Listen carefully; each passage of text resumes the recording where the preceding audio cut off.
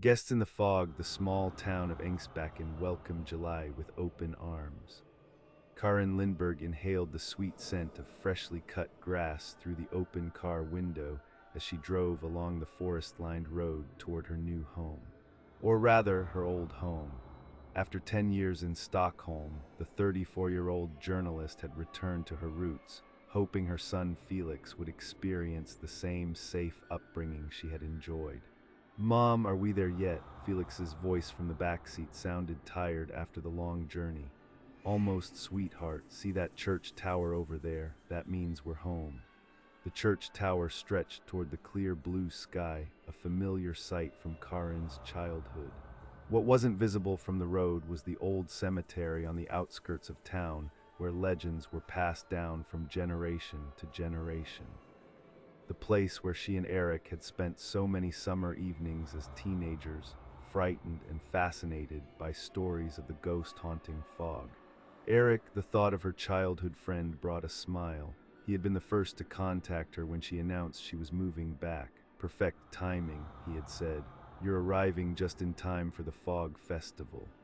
The annual festival was Ängsbacken's pride, a week-long celebration of local history and folklore. As a local historian, Erik was always deeply involved in the event, and this year Karin would write an article about the festival and the legendary ghost for the regional newspaper, a perfect way back into working life after her divorce. As they turned onto Asp Road, a woman waved enthusiastically from the neighboring house.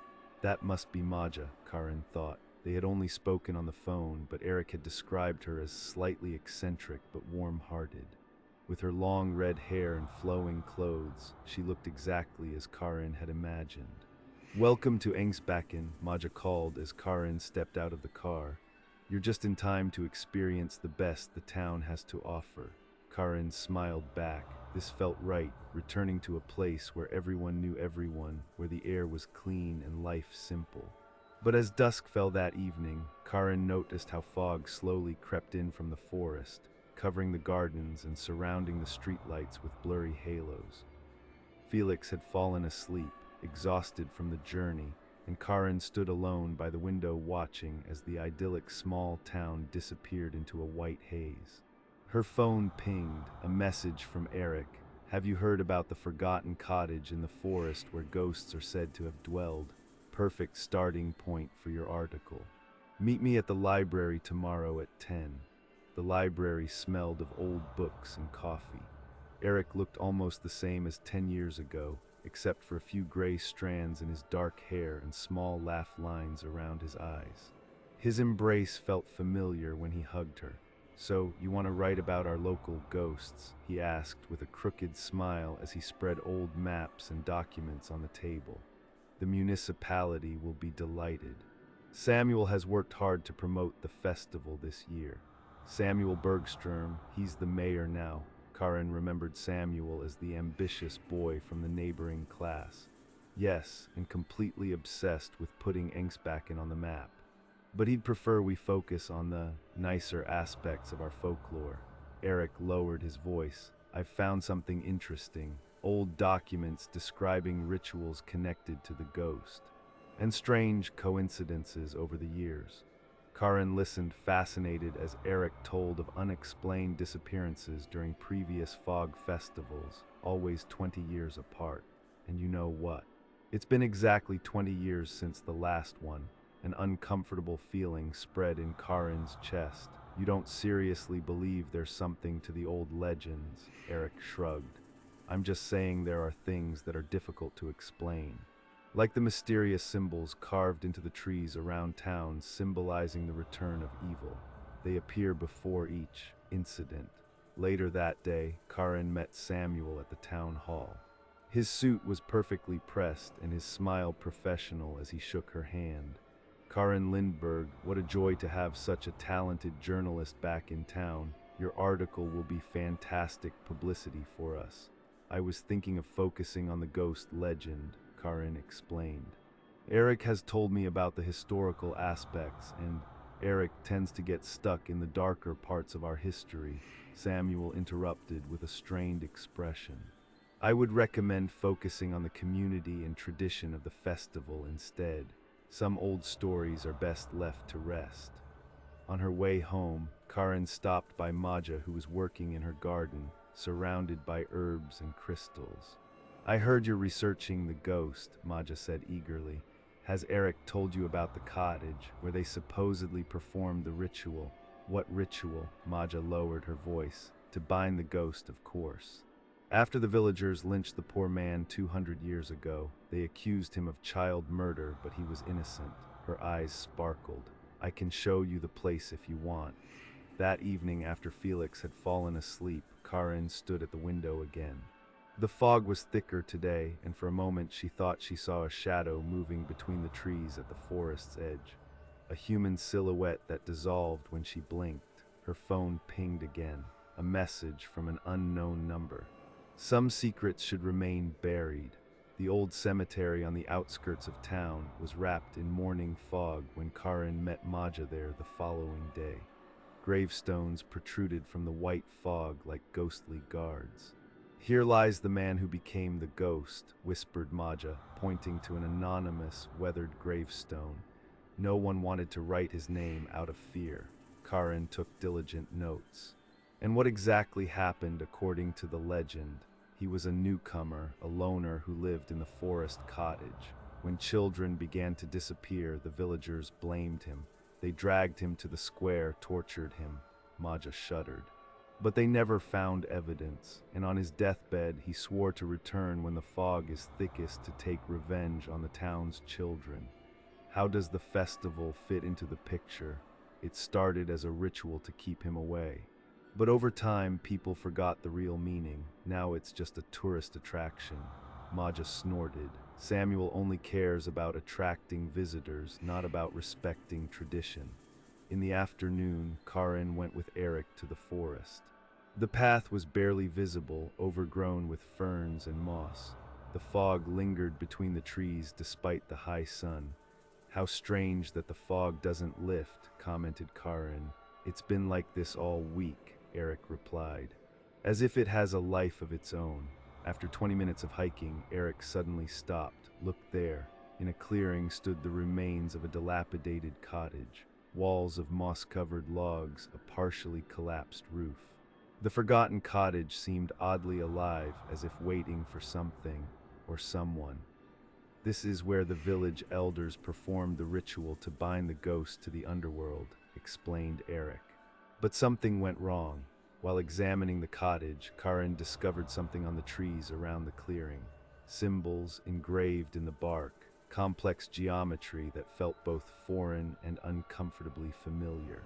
The mysterious symbols carved in the trees around town that symbolize the return of evil, whispered Erik. They've appeared before each event. What kind of event? Asked Karin, but felt she didn't want to know the answer. As they walked back, the fog had thickened further, and Karin couldn't shake the feeling that someone was watching them. For a moment she thought she heard a whisper between the trees, a name repeated over and over. At the town square, preparations for the festival were underway. Children ran between the stalls, and the air filled with laughter and music. But Karin could only think about the symbols in the forest. After leaving Felix with Erik that evening, Karin sought out Samuel in his office. His irritation was obvious when she mentioned the ritual and the mysterious symbols. For God's sake, Karin, it's just superstition. We're trying to build a future here, not dig up old superstitions.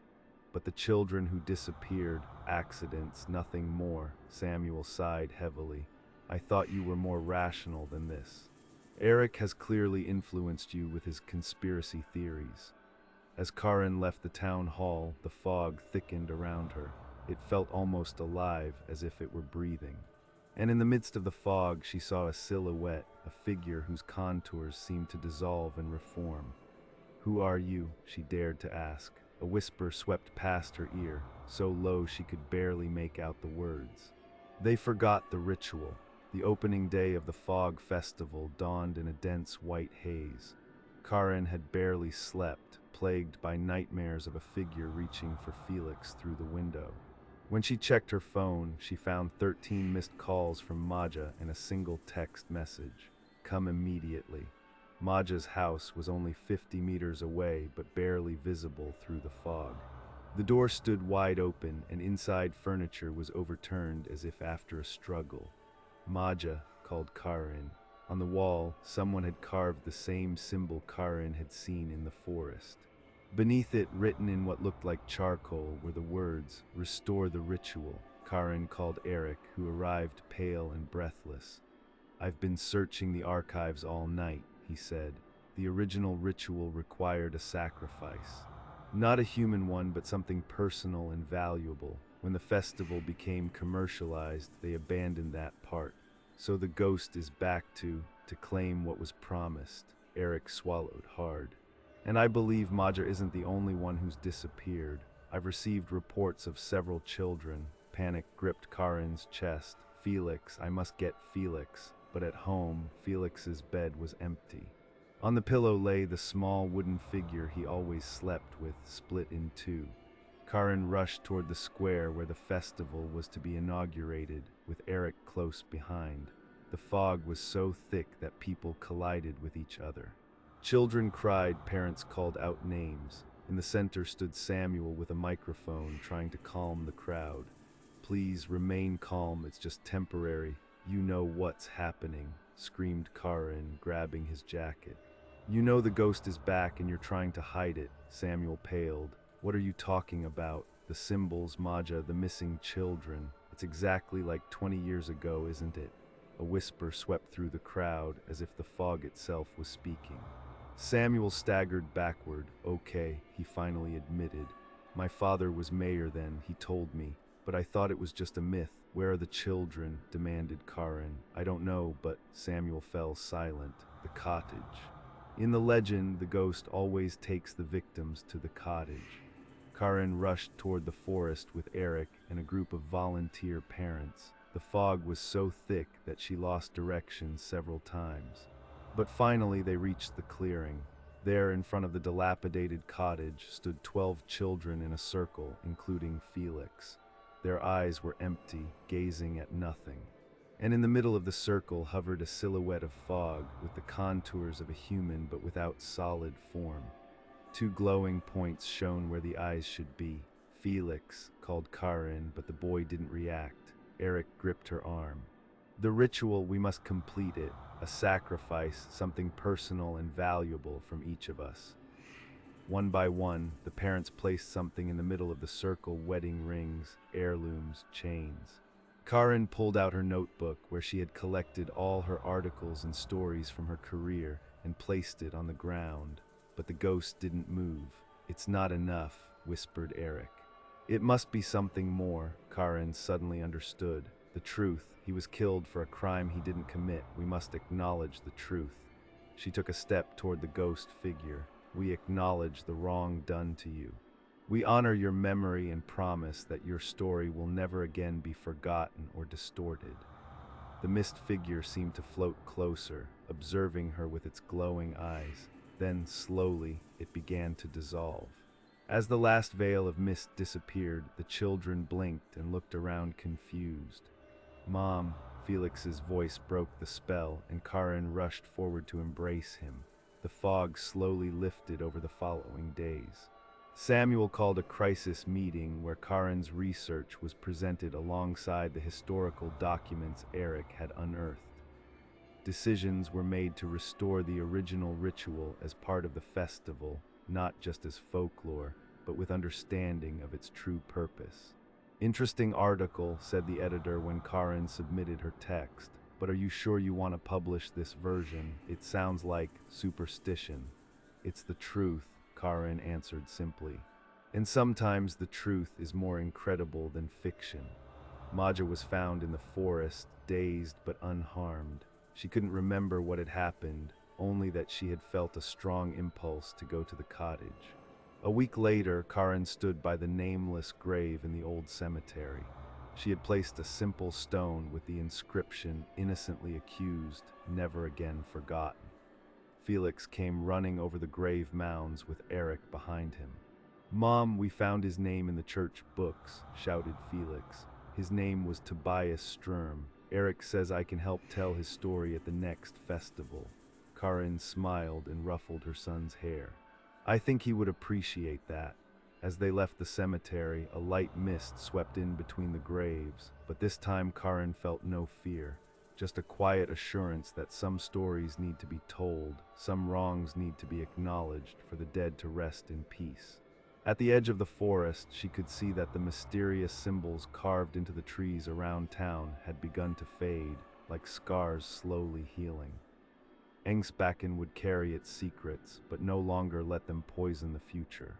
And if the fog should ever thicken again, they now knew what it took to keep the darkness at bay.